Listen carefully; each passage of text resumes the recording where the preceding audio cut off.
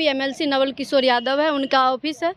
देते हैं वो नेता की काली करतूत जानिए, लेकिन कुछ ऐसे घटिया सोच के एमएलसी होते हैं जो ऐसी औरतों को प्रताड़ित करते हैं। कभी बोलते हैं कि हमारे ऑफिस में चलो, कभी बोलते हैं कि हमारे घर पे चलो। मेरे हस्बैंड कांवड़ यात्रा पे गए थे, उन्हीं सब के कारण पीएम साहब के पास जा रहे थे, तो हम अकेले दुकान चला रहे थे, तो उनके पीएस के द्वारा बोला गया कि चलिए आप साहब से मिल लीजिए, आपके बच्चा का एडमिशन केवी स्कूल में करवा दिया जाएगा। हम नहीं गए।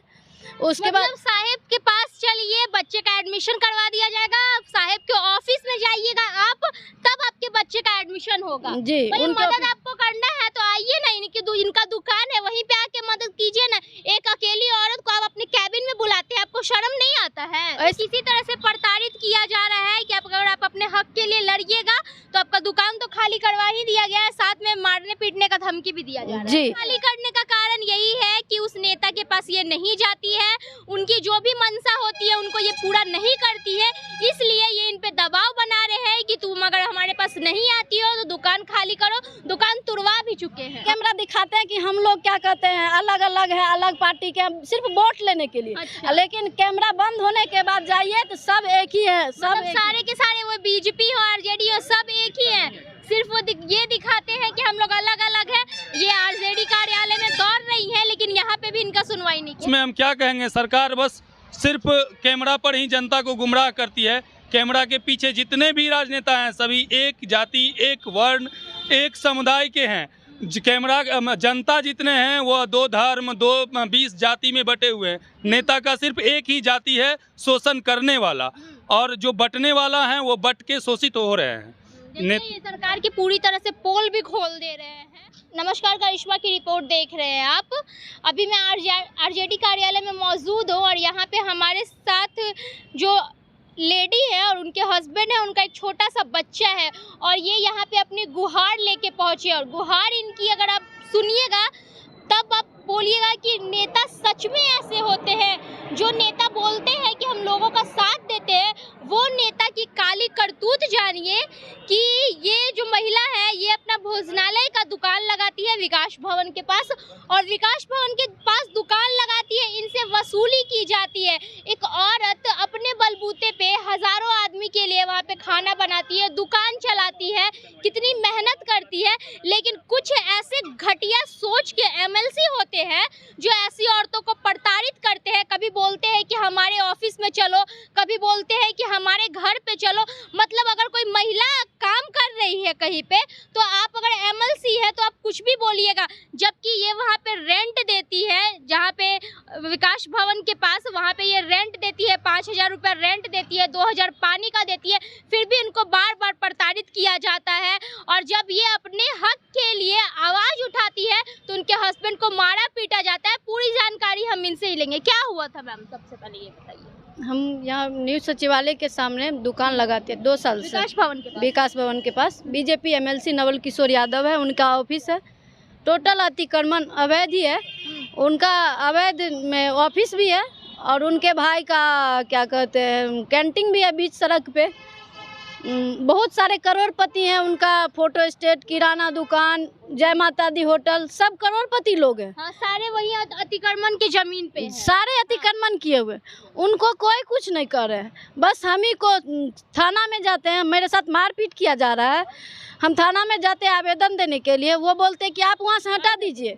हम इतना बोले कि सर मेरा दुकान हटेगा तो सबका हटना चाहिए, तभी तो हम हटाएंगे। हम क्यों हटाएंगे? हम कौन सी गुनाह किए कि हम यहाँ देश राज्य सब छोड़ के चले जाए? बांग्ला ऑफिस में भी बुलाते हैं ना? जी, हम मेरे हस्बैंड कांवड़ यात्रा पे गए थे, उन्हीं सब के कारण पीएम साहब के पास जा रहे थे, तो हम अकेले दुकान चला रहे थे, तो उनके पीएस के द्वारा बोला गया कि चलिए आप साहब से मिल लीजिए, आपके बच्चा का एडमिशन केवी स्कूल में करवा दिया जाएगा। हम नहीं गए।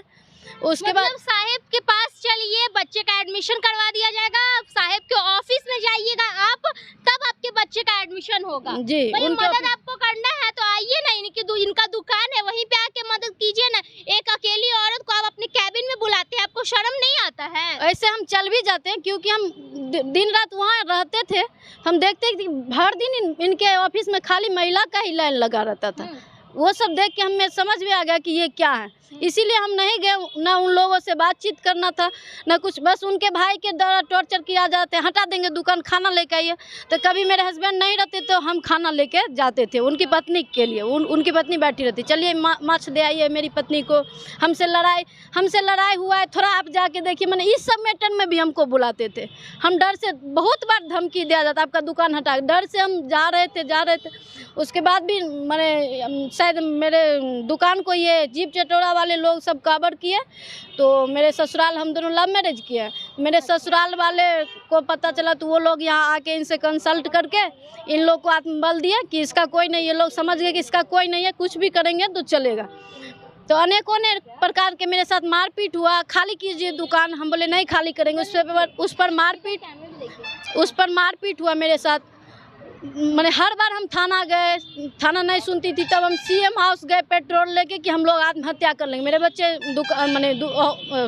स्कूल में थे, तो हम लोग को वहाँ से एक ही बेटा है 7 साल का है, तो हम लोग को गिरफ्तार करके वहाँ से सचिवालय थाना ले गया। मतलब आपको किसी तरह से प्रताड़ित किया जा रहा है कि अगर आप अपने हक के लिए लड़िएगा तो आपका दुकान तो खाली करवा ही दिया गया है, साथ में मारने पीटने का धमकी भी दिया जा रहा है। जी, इंस्पेक्टर साहब फोर्स भेजते हैं, जैसे हम कोई बड़ा गुंडा हो, चोरी डकैती किए हो, यहाँ अतिक्रमण जो किए हुए माने सत्ता के आड़ में आके उनको कुछ 250 घर है, सबसे भाड़ा वसूली कर रहे हैं, उनको कुछ नहीं कहा जा रहा है, हम पर फोर्स भेजा जा रहा है कि आप खाली कीजिए। हम हार गए कि हम क्यों खाली करेंगे, यहाँ इनका तो जमीन खाली करने का कारण यही है कि उस नेता के पास ये नहीं जाती है, उनकी जो भी मंशा होती है उनको ये पूरा नहीं करती है, इसलिए ये इन पे दबाव बना रहे हैं कि तुम अगर हमारे पास नहीं आती हो तो दुकान खाली करो। दुकान तुड़वा भी चुके हैं। हाँ, मेरे बच्चा आज तक अभी तक 7 वर्ष की उम्र में, इसको टेस्ट भी नहीं पता है नॉन वेज कैसा होता है। मेरे हस्बैंड वैष्णव है, हम खुद थोड़ा बहुत मछली खाते हैं। मुझे प्रेशर दे के, हम वेज पहले खिलाते थे, प्रेशर दे के कि आप नॉन वेज कीजिए, क्योंकि अपने नॉन वेज होता तब तो वो लोग खाते। शराब पार्टी, शराब रोज शराब वहाँ पीते हैं, मतलब बीजेपी वाले वहाँ बैठ के शराब पीते हैं। हम शराब के टोल फ्री नंबर पे फोन किए, मेरे पास सारा सबूत है, टोल फ्री नंबर पे फोन किए, कोई कुछ नहीं सुनते। वहाँ सचिवालय के आगे में जहाँ अभी शराब बंदी की माने योजना चल रही है, मुख्यमंत्री जी बोल रहे कि शराब, ये लोग खुद ही शराब पीते हैं, जुआ खेलते हैं। उसी के लिए मुझे मैंने जबरदस्ती दुकान खुलवाया गया कि आप नॉनवेज शुरू कीजिए, तब तो इन लोग को चखना में ये मुर्गा मीट मिलता। इसी के लिए रोज मुर्गा मीट मंगवाते हैं, ऑफिस में बैठ के ऑन CCTV लगाए हुए हैं कि इनके साथ अगर कोई दुर्घटना हो जाती चेक करवाएंगे कि ये आदमी करा। लेकिन ये ऑन CCTV कैमरा में बैठ के शराब पीते हैं, दारू जुआ खेलते हैं, ये सब करते हैं। इनको हम कई बार थाना को मैंने दिए, RJD का कार्यालय है, यहाँ से आपको कुछ मदद मिला है? नहीं, हमने कई नाम नहीं लेना चाहेंगे, कई RJD नेता के पास गए, वो लोग बोलते कि कोई कुछ नहीं सुना। ये लोग ऑन कैमरा दिखाते हैं कि हम लोग क्या कहते हैं, अलग अलग है, अलग पार्टी के, सिर्फ वोट लेने के लिए। अच्छा। लेकिन कैमरा बंद होने के बाद जाइए तो सब एक ही है, सब मतलब सारे के सारे, वो BJP हो RJD हो, सब एक ही है, सिर्फ वो ये दिखाते हैं कि हम लोग अलग अलग हैं। ये RJD कार्यालय में दौड़ रही है, लेकिन यहाँ पे भी इनका सुनवाई नहीं किया। उनको सचिवालय के पास, मुख्यमंत्री जी का आवास आधा किलोमीटर पे, RJD उप मुख्यमंत्री जी का पास में ये सब लोग को दिखता, वहाँ तो रोज ऑफिस आते हैं, दिखता नहीं है कि वहाँ पे बोल रहे हैं, क्या बोलिएगा? पूरे बिहार का सबसे बड़ा भू माफिया न्यू सचिवालय के सामने ही है, जो 250 अतिक्रमण का घर बना करके 3000 रुपया 5000 रुपया मासिक सबसे वसूल करते हैं। पता नहीं ये क्या मुख्यमंत्री जी और उप मुख्यमंत्री जी के संज्ञान में नहीं होगा।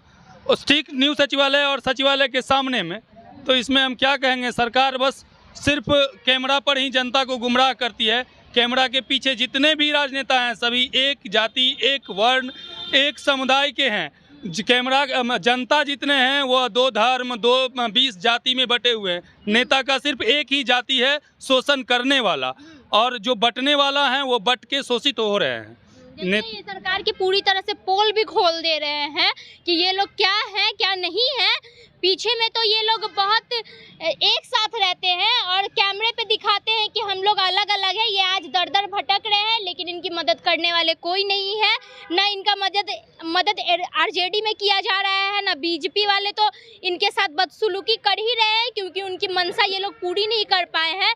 लेकिन इन लोग का अब आप लोग आवाज़ बनिए और इस वीडियो को ज़्यादा से ज़्यादा शेयर कीजिए, ताकि इनका दुकान इनको वापस मिल जाए। और ये जिस तरह से अपने छोटे से बच्चे के साथ इधर उधर भटक रहे हैं, तो कम से कम भटके नहीं। तब